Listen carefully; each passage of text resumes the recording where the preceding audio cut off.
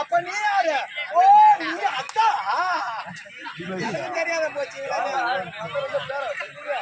அதோட ஆம்பளை அங்க பார்த்தா எங்க பார்த்தா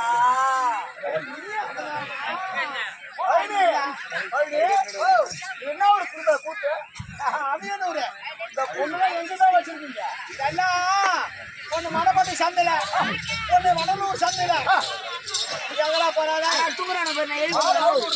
போகுது.